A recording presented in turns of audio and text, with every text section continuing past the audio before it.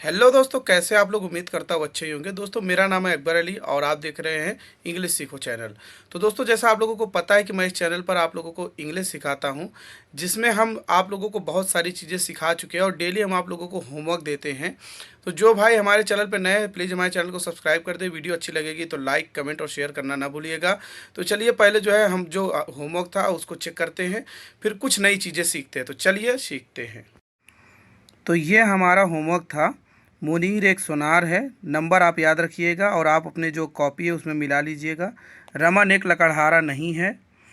मैं एक अमेरिकी अध्यापक नहीं हूँ। क्या सुधा एक खिलाड़ी है? मदन एक जादूगर क्यों था? तुम एक चालाक क्यों नहीं थे? मधु एक सुंदर लड़की नहीं थी। तो हमने यहाँ पर जो है टाइम बचाने के लिए पीछे कर रखा है। फिर उसके बाद में जो है इसको हम आपको दिखाने के बाद में कुछ नई चीज़ें सिखाएंगे।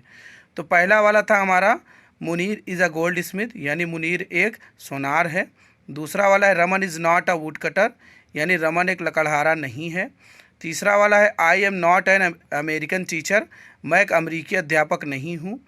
इज़ सुधा प्लेयर, तो क्या सुधा एक खिलाड़ी है? आपको हमने इसका रूल सब कुछ समझाया हुआ है, हम सिर्फ होमवर्क चेक कर रहे हैं। और लास्ट में जो है क्वेश्चन मार्क जो है कंपलसरी यानी ज़रूरी है इसको लगाना। फिर उसके बाद पांचवा वाला है why was Madan a magician, यानी मदन एक जादूगर क्यों था? तो ये आपको ध्यान रखना है दोस्तों कि लास्ट में क्वेश्चन मार्क कंपलसरी है जब भी क्वेश्चन वाला रहेगा। Why were you not clever, तुम चालाक क्यों नहीं थे? Madhu is not a beautiful girl, Madhu एक खूबसूरत सुंदर लड़की नहीं थी। ठीक है दोस्तों, आप लोग मिला लीजिए इसको। उसके बाद में अभी हम समझेंगे हैज़ या हैव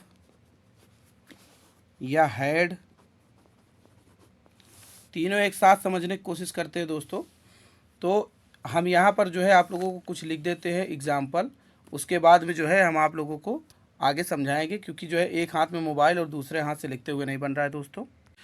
तो यहाँ पर जो है आप लोगों को समझाने के लिए कुछ चीज़ें हमने लिख रखी हैं। जैसे आपको यहाँ ये समझना है कि हैज और हैव जो है वो प्रेजेंट में इस्तेमाल होता है, यानी जो अभी प्रेजेंट चल रहा है, ठीक है, वर्तमान में। और हैड का इस्तेमाल होता है पास्ट में। यहाँ हमने सब्जेक्ट लिखा है, सिंगुलर सब्जेक्ट और प्लूरल सब्जेक्ट, इसको समझना बहुत ज़रूरी है दोस्तों। तो सिंगुलर सब्जेक्ट हमारे क्या क्या हो सकते हैं? ही हो सकता है, शी हो सकता है, इट हो सकता है, किसी का नाम हो सकता है, एक्सेट्रा। इसमें जो है अगर ये चीज़ें होंगी तो इसमें हम जो है हैज का इस्तेमाल करेंगे प्रेजेंट में और हैड का इस्तेमाल करेंगे पास्ट में। फिर उसके बाद में प्लूरल सब्जेक्ट में हम देखते हैं दोस्तों, प्लूरल सब्जेक्ट हमारा क्या हो सकता है? आई हो सकता है, यू हो सकता है, वी हो सकता है, दे हो सकता है, दीज हो सकता है, एक्सेट्रा। तो जो हमारे इस तरीके के होंगे प्लूरल सब्जेक्ट, उसमें भी हम क्या इस्तेमाल करेंगे? हैव का इस्तेमाल करेंगे या फिर हैड का।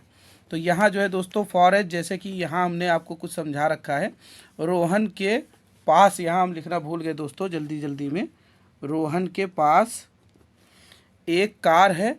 तो दोस्तों या हैज़ हैव का मतलब जहाँ भी होगा इसका इस्तेमाल कहाँ होगा, आपको ये ध्यान रखना है कि उसमें के पास ज़रूर रहेगा। जैसे यहाँ पर देखिए दोस्तों है रोहन के पास एक कार है, तो यहाँ पर जो है दोस्तों रोहन, फिर उसके बाद में के पास है हैज़, इसमें इज एम आर का प्रयोग नहीं होता है दोस्तों। तो पहले हमने रोहन का रोहन लिख दिया, फिर के पास और है एक ही साथ हो गया दोस्तों। तो रोहन हैज़, फिर बचा ही क्या है अब इसमें? एक कार, तो आ कार। फिर यहाँ पे जो है दोस्तों दूसरा वाला समझ लेते हैं, प्लूरल सब्जेक्ट वाला। तो इसमें दोस्तों है मेरे पास 10 साइकिल है। आई हैव 10 बाइसिकल, बाइसिकल का मतलब होता है दोस्तों साइकिल। फिर उसके बाद में दोस्तों हम यहाँ देख लेते हैं, सुधा के पास एक किताब था। सुधा हैड ए बुक, सुधा के पास एक किताब थी या किताब था, एक ही बात है। तुम्हारे पास एक कलम थी। यू हैड अ पेन, तुम्हारे पास एक कलम थी। ठीक है, तो ये हमने आपको समझा दिया। अब यहाँ पर जो है हम आपको कुछ होमवर्क दे देते हैं दोस्तों, ये वाला और जो पहले हमने आपको समझाया था उसमें सब मिक्स करके कुछ होमवर्क दे देते हैं। फिर कल जो है दोस्तों इसके आगे हम समझेंगे। फिर उसके बाद में प्रेजेंट और पास्ट हम इसमें समझने के बाद में हम फ्यूचर समझेंगे। तो दोस्तों यहाँ पर हम आप लोगों को कुछ होमवर्क लिख करके दे देते हैं, ये आपको जो है करके घर से आना है। तो यहाँ पर हमने आपके लिए जो है कुछ होमवर्क लिख के रखा हुआ है, तो इसको जो है आप घर पे कर लेंगे। फिर कल जब हम आपका होमवर्क चेक करेंगे तो उसमें आप मिला लेंगे कि आपने आपने जो सीखा है वो सही सीखा है या गलत सीखा है। तो आप अगर समझ नहीं पाएंगे तो आप जो है हमको कमेंट बॉक्स में कमेंट कर दीजिएगा, हम आपको फिर से समझा देंगे। तो पहला हमारा होमवर्क है दोस्तों, वह एक कुत्ते का पिल्ला है। आगे हमने मीनिंग लिख दी है, जो चीज़ की मीनिंग आपको जो है इसमें नहीं मिले हमने समझाया है उसकी मीनिंग हमने आगे लिख दी है।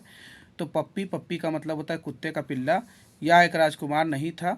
प्रिंस, प्रिंस का मतलब होता है राजकुमार। तुम एक राजा नहीं हो। किंग का मतलब होता है राजा। क्या मंजू एक गायिका है। सिंगर का मतलब होता है गायिका। मैं एक अमीर आदमी क्यों नहीं हूँ। रिच मैन का मतलब होता है अमीर आदमी। रोहित के पास एक घर है। हाउस का मतलब घर। मोहित के पास 4 टॉफ़ी है। टॉफ़ी को इंग्लिश में भी टॉफ़ी ही बोलते हैं। तुम्हारे पास एक गाय है। काऊ का मतलब गाय। मेरे पास एक बैल था। ऑक्स का मतलब बैल। तो ये है आप लोगों का होमवर्क दोस्तों। आप लोग इसको अच्छे से उतार लीजिए। उतारने के बाद में जो है आप इसको घर पे करिएगा। उसके बाद में आप जब इसको डेली प्रैक्टिस करते रहेंगे दोस्तों, जो हम चीज़ें आपको सिखाते हैं होमवर्क सिर्फ़ और सिर्फ हम इसलिए आपको देते हैं ताकि जो है आप जब घर पे बैठ के 10 मिनट 15 मिनट इसको आप अपने से करेंगे, प्रैक्टिस करेंगे, तो आपकी इंग्लिश जो है काफ़ी ज़्यादा इम्प्रूव हो जाएगी। उसके बाद में दोस्तों हम आपको जब स्पीकिंग की क्लास देंगे तो बहुत सारी मीनिंग और बहुत सारा ग्रामर आपको ऑलरेडी आता रहेगा। तो आपको जो है बहुत ही आसानी होगी इंग्लिश सीखने में, बोलने में। तो ये है आपका होमवर्क दोस्तों, इसको आप करके घर से आइएगा। जो हमारे भाई नए हैं तो हमारे चैनल पर नए हैं तो हमारे चैनल को सब्सक्राइब कर लें। वीडियो अच्छी लगी हो तो लाइक, कमेंट और दोस्तों में शेयर करना ना भूलिएगा। धन्यवाद।